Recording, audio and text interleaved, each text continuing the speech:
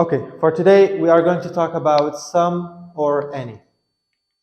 We use any when you don't want or can't say the exact number. Okay, for example, we have a bunch of things. We want to say we have or we don't have any like people here. So we don't want to say the number. We don't want or we don't know. For the second point, we use it with negative or questionary sentence. As you know, we have three types of questions.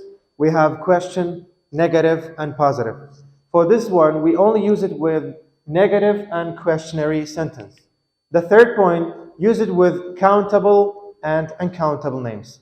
As you can know, or as you can see, we have so many different names.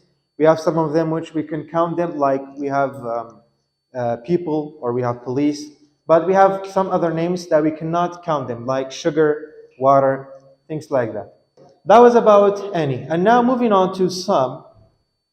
Use it when you don't want or can't say the exact number. It's almost the same thing with any for the first point.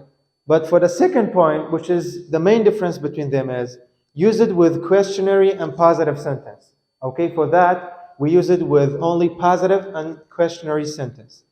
And with questionary sentence, we have three types of questions. Okay, we have questions like that starts with can, could, would, and we have some of them that starts with do, does, did, and others that starts with is, am, are. For those sentences that start with can, could, would, or did, do, does, we should use some. Okay, otherwise we use any. That's the difference between them. And the last point, use it with countable and uncountable names. For this point also, this is the same thing as that one. So we have only one point which is different between them. So we have to know the type of the sentence, then we can use it, then you can use any or some.